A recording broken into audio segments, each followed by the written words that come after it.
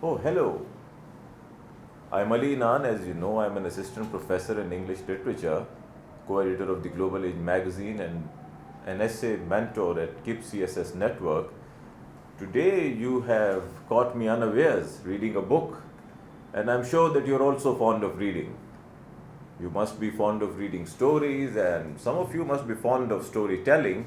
So, here I have The Story of Philosophy by Will Durant.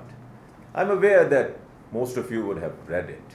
Some of you might have read some reviews about this book, and some might be a bit acquainted with Will Durant. And for some, Will Durant might be a new name, but he's not a new name. He wrote this book almost a century ago in 1926. This book is a remarkable book which deals with writers from the age of Plato and Aristotle, coming down in chronological sequence to Dewey and even Schopenhauer, Bergson, and many other philosophers, the great philosophers of the age of ideology, coming down from 18th to 19th century and then to the 20th century, which are even significant, their thoughts are even significant today in the postmodern era. So, what is this book about? Why this book is so interesting? Why am I talking about this book? Why am I holding it in my hand and talking about this book with you? The reason is that this book provides you the foundation to study the philosopher's text if you want to read them. Because reading philosophers can be a major challenge. Philosophers might be a bit challenging, a little difficult to comprehend at times. This book is remarkable indeed because it deals with these philosophers in a time sequence, so it is easier for you to comprehend and understand that how the age of ideology developed and how the age of ideology was inspired by the Greek philosophers, by the age of philosophers, the great Greeks even before Christ, and how they had influenced the Greek thought, later on the British thought, then the European thought and the German thought, and we can continue and on philosophers, and how it came down from Germany to France and from England and maybe coming down to Soviet Russia and even the age of Mussolini and Hitler. Philosophers have always held sway and they have had a significant influence on politics, on literature, and almost on every aspect of life.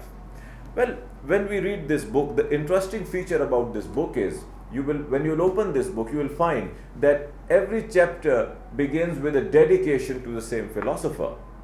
This is quite a unique feature. Another interesting feature about this book is that the chapter ends with criticism on that specific philosopher. So it provides you the other side of the coin.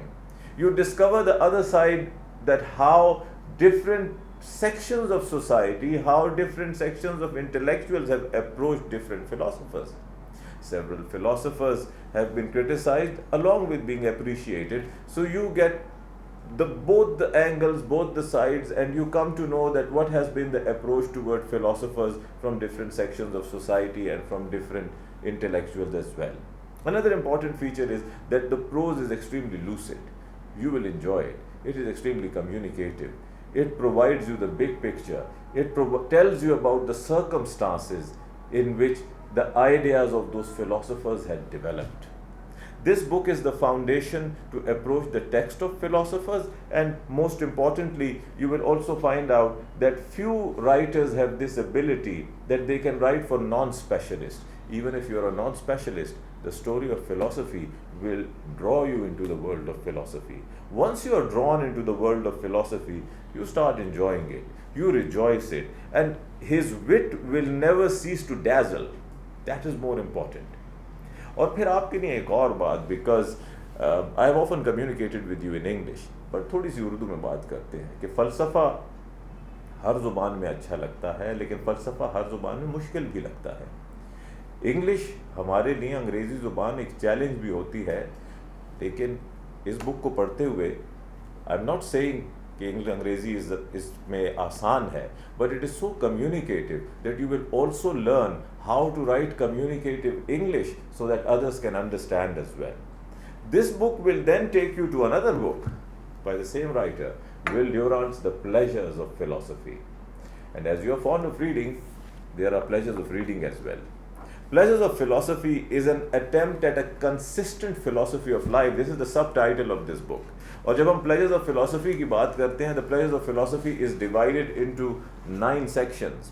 The first section is the introduction. The second one is logic and epistemology. Third one deals with metaphysics. Fourth one deals with problems of morality.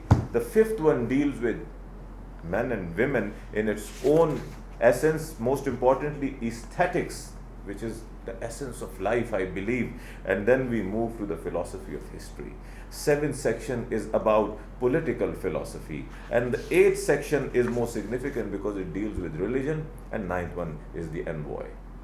What is there in the first section? The first section opens with a prelude. I'll read a few lines for you कि आपको थोड़ा पता लगे कि how interesting it would be to read. He writes about philosophy. Once the strongest men were willing to die for her. Socrates chose to be her martyr rather than live in flight before her enemies. Plato risked himself twice to win a kingdom for her. Marcus Aurelius loved her more passionately than his throne, and Bruno burned at the stake for loyalty to her. Once throne and papacies feared philosophy and imprisoned her votaries lest dynasties should fall. Athens exiled Protagoras, and Alexandria trembled before Hypatia. A great pope courted timidly the friendship of Erasmus. Regents and kings hounded Voltaire from their lands and fretted in jealousy when at last all the civilized world bowed before the scepter of his pen. The book tells you that all the civilizations bowed before the scepter of the pen and philosophy. The Pleasure of Philosophy is an interesting read when once you are introduced with the basics of philosophy, or once you know that what philosophy stands for, then it would be interesting for you to read when he deals with epistemology, when he deals with men and women, and more interestingly, he also deals with critical questions about how man has started to work as a machine.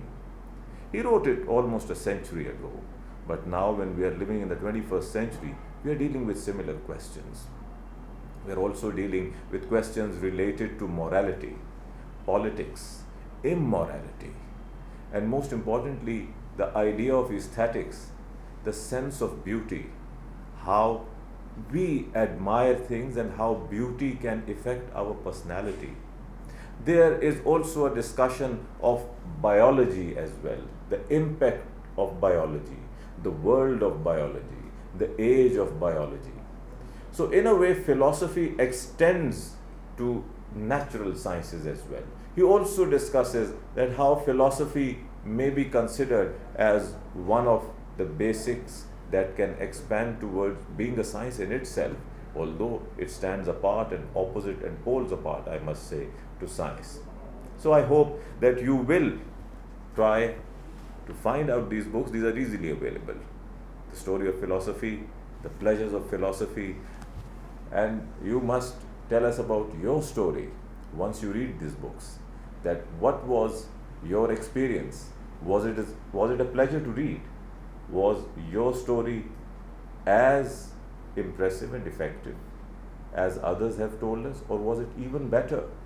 Because I know there can be nothing worse about or bad about it. So do comment and tell us about your stories while reading The Story of Philosophy and The Pleasures of Philosophy.